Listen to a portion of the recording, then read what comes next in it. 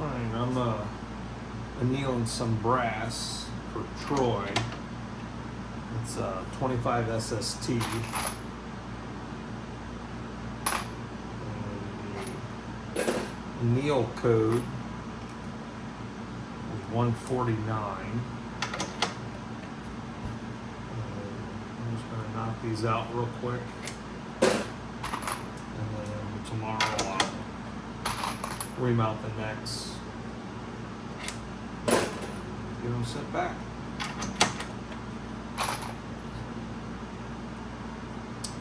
The code was about, my 25 SS was 146, and these are 149, so it's pretty close.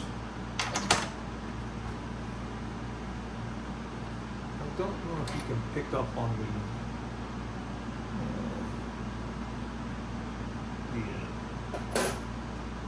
discoloration around the neck. Some brass is night and day difference. Some of them you can't tell the difference at all. I've called down to the guys who make this, and they said that you don't have to have the discoloration to say that it has been annealed properly. So, some people like the look, some people don't. I did go in and clean these in stainless steel media for about 30 minutes. They were not dirty at all, but I just wanted to get everything perfect, clean, and started off right. Didn't want to run into any problems. Especially when I go to remount the necks. I didn't want any carbon built up or anything like that when it comes time to try to fit it over the, the wingman pilot.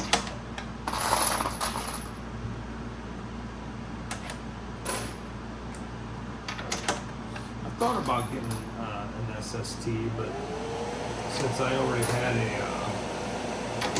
sizing die for the SS with my 7SS, I just decided to stick with the 25 SS.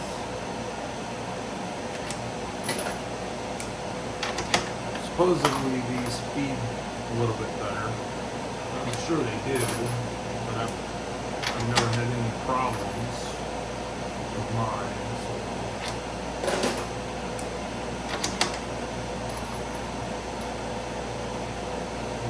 It doesn't take long to go through these.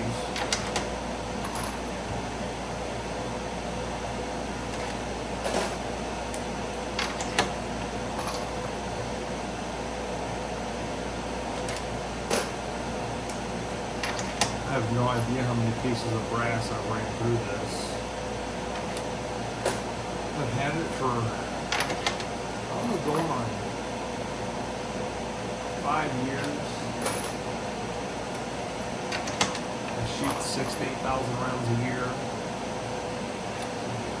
Split the middle,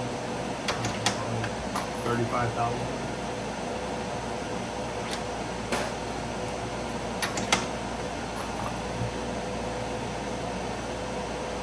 They're a good tool.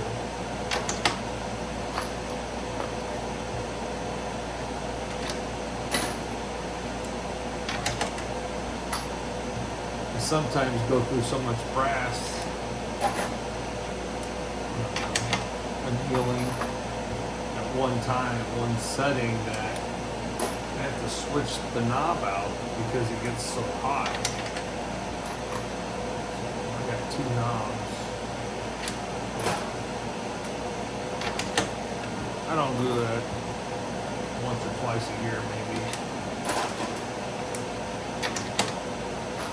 Mostly when I'm shooting my 243 Ackley, or I got a 6.5 Krieg one that I just shoot a lot.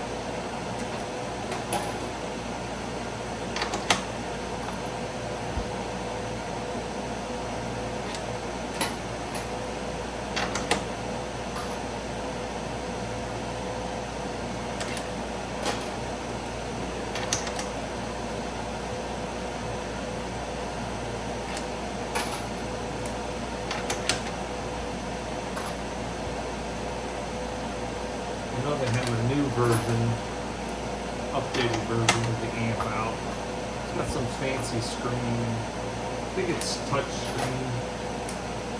And I think the cool part is that it will, I believe, keep in its memory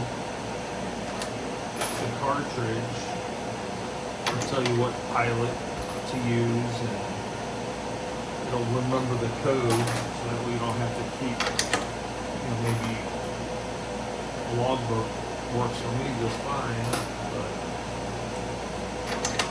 some people might not do that.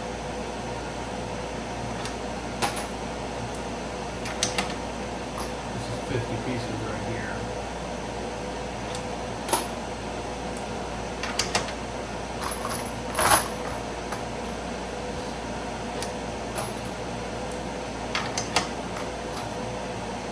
Yeah, you always have to sacrifice one. I believe Lapua used to give you one extra. That was nice. Back when they gave you the plastic boxes. Now they give you cardboard.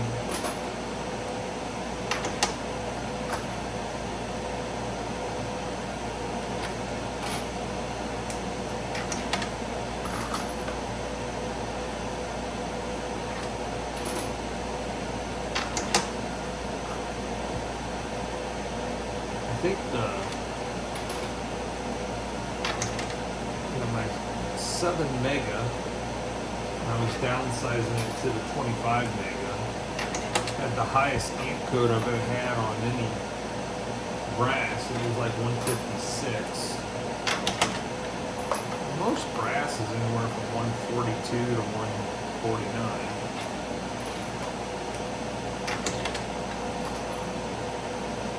The brass that I shoot. And then like my 20 practical, that was pretty low. I think that was in the 130s. You definitely tell the difference between like Lapua or an Alpha and then like a Hornady piece of brass.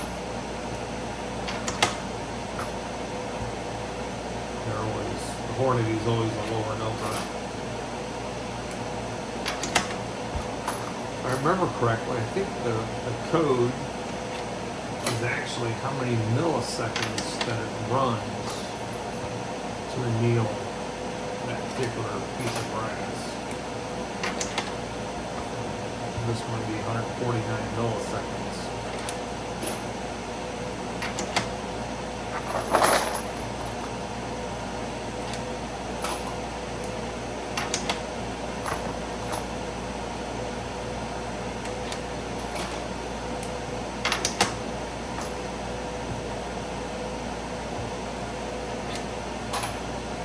I have noticed that the neck thickness on the 80V brass isn't as consistent as Alpha or Lapua. Some of these I ream out the necks just to keep them uniform.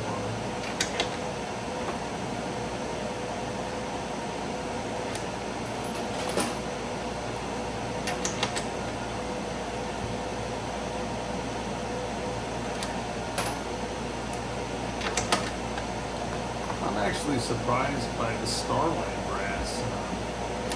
Lots of times I get it when I'm going to have a higher volume shooting cartridge. It actually is really consistent. Not as many reloads when you're trying to maybe step on it a bit. I've toured the factory down there. Sedalia, Missouri. Pretty cool. They do make brass for some of the OEM manufacturers.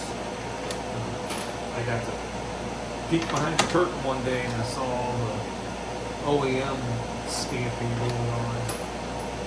And I picked a piece of brass up out of the bin just looking at it. And the guy said, "Yeah, you're not supposed to be looking there."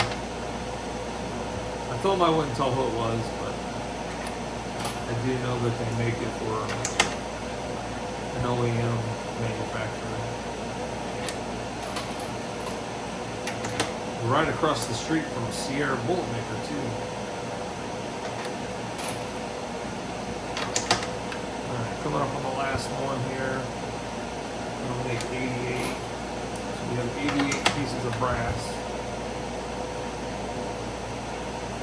I'm gonna let this cool and I'll ream it out tomorrow.